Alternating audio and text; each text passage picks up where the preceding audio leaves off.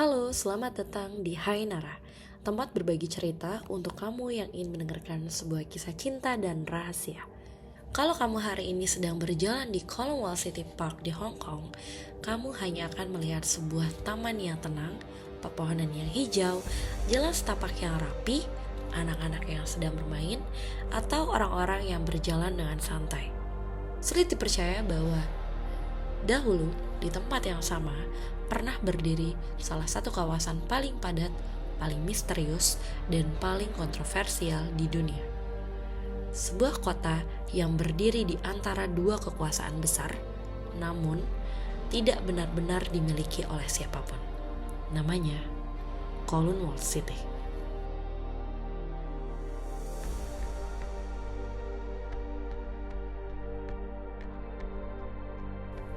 Kisah ini dimulai jauh sebelum Hong Kong menjadi sebuah kota modern seperti sekarang. Letaknya berada di timur laut Semenanjung Kowloon, sekitar 8 km dari Pulau Hong Kong.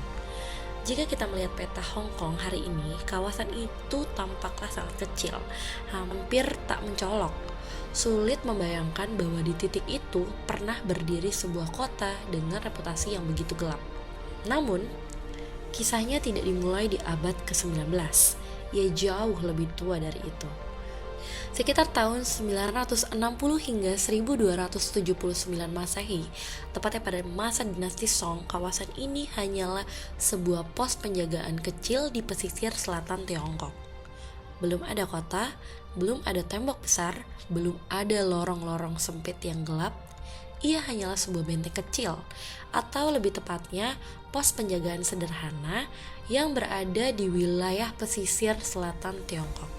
Fungsinya jelas, mengawasi perdagangan garam yang saat itu merupakan komoditas yang sangat berharga, dan juga untuk melindungi wilayah pesisir dari ancaman yang datang dari laut.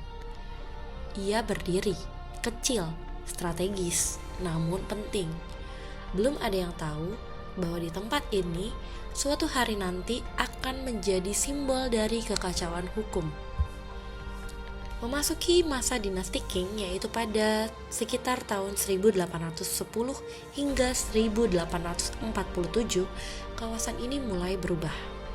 Tepatnya tahun 1668, sebuah menara sinyal militer dibangun untuk pertama kalinya di situ.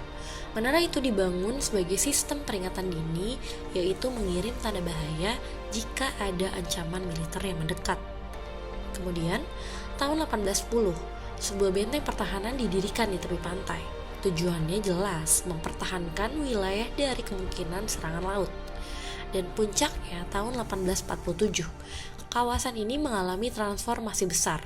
Tembok luar dibangun mengelilingi wilayah tersebut lengkap dengan meriam dan struktur pertahanan lainnya.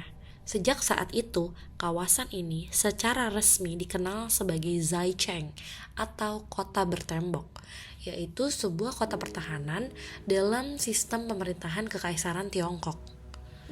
Dari dalam temboknya, kota ini tidak hanya melindungi dirinya, tetapi juga mengawasi desa-desa yang ada di sekitarnya. Di dalamnya berdiri Yamen, atau kota pemerintahan lokal dinasti Qing, dan di dalamnya juga terdapat garnison Qing, atau pasukan militer resmi dari dinasti Qing. Itu artinya bahwa dahulu kawasan ini bukan kawasan kumuh, dan juga bukan daerah liar. Ia adalah sebuah kantor pemerintahan lokal sebagai pusat administrasi dari Kekaisaran Tiongkok. Kota ini kokoh, teratur, dan sah. Namun dunia di sekitarnya sedang berubah. Tahun 1839 hingga 1842 terjadi Perang Candu pertama. Perang tersebut berakhir dengan kekalahan Tiongkok. Melalui perjanjian Nanking, Pulau Hong Kong resmi diserahkan kepada Inggris. Kemudian, kekalahan telak dalam Perang Candu pertama rupanya tidak menyelesaikan konflik yang mendalam antara Qing dan juga kekuatan Barat. Konflik pun meningkat di tahun 1856, yang mengakibatkan pecahnya Perang Candu kedua pada tahun 1856 sampai 1860. Hasilnya, Tiongkok kembali mengalami kekalahan. Tahun 1860, lewat konvensi Peking, Inggris memperoleh tambahan wilayah, yaitu bagian selatan Semenanjung Kowloon dan Pulau Stonecutters. Hal ini yang akhirnya membuat Inggris semakin kuat di wilayah Hong Kong.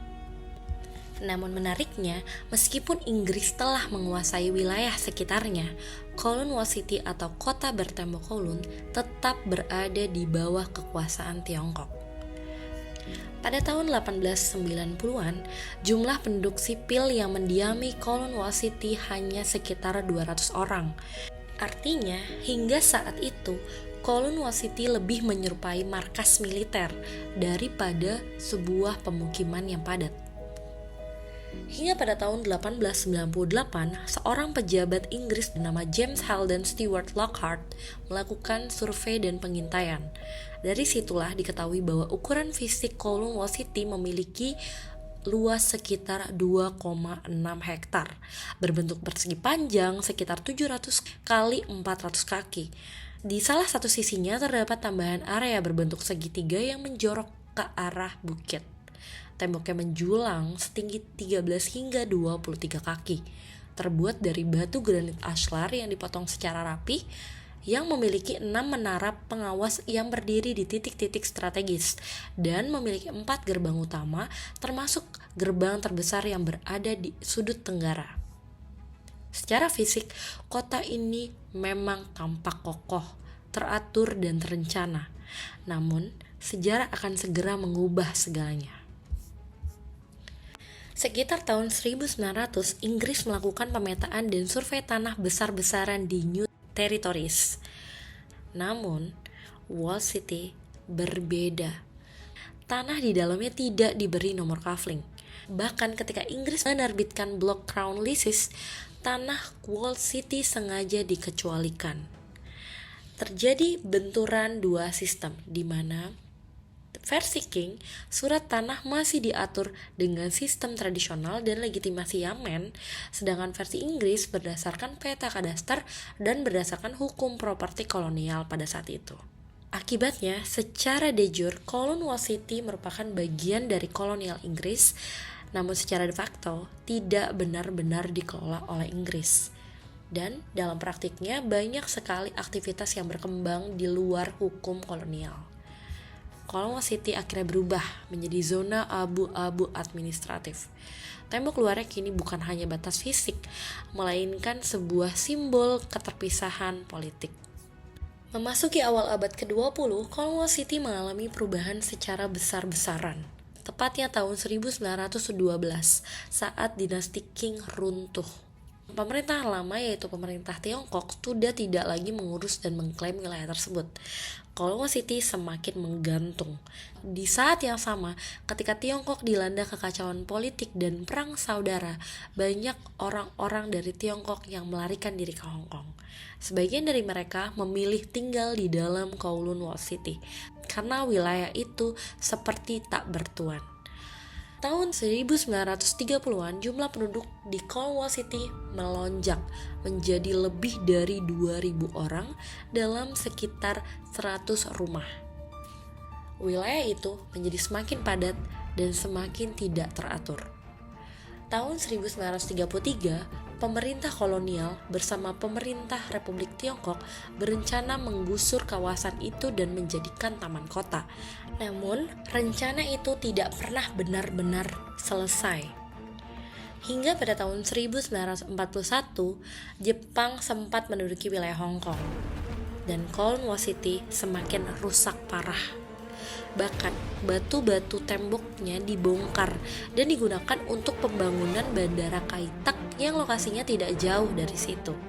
Simbol pertahanan yang dulu megah perlahan runtuh. Setelah Perang Dunia II berakhir dan memasuk ke pertengahan abad ke-20, kawasan itu sempat kosong. Namun tidak lama kemudian, orang-orang baru kembali berdatangan. Mereka membangun rumah, menambah lantai, menyambungkan bangunan satu sama lain tanpa izin, tanpa rencana tata kota, tanpa otoritas yang benar-benar mengatur. Dan proses bongkar pasang bangunan, penggusuran, dan pemukiman ulang ini akhirnya mengakhiri perebutan kekuasaan atas wilayah tersebut. Tidak ada lagi King, dan Inggris pun bahkan tidak benar-benar mengelola Kowloon Walled City. Dan Kowloon Walled City bukan lagi menjadi wilayah yang diperebutkan.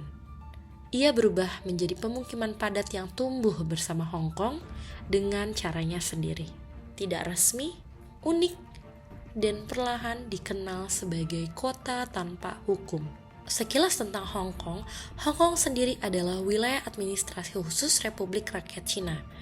Ia memiliki sistem hukum, mata uang, dan juga kepolisiannya sendiri. Namun, tidak diperkenankan untuk memiliki angkatan bersenjata atau kebijakan diplomatik sendiri.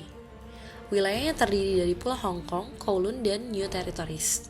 Dan di antara semuanya, Kowloon City menjadi anomali paling unik. Ketika dua kekuasaan besar sama-sama melepas tangan, Kowloon City tidak lagi menjadi kota milik siapapun. Dan dari situlah sebuah kota tanpa hukum mulai lahir. Seperti apa kehidupan di dalam kota itu? Kita akan melanjutkan kisahnya di bagian berikutnya. Terima kasih sudah mendengarkan Hainara. Sampai jumpa.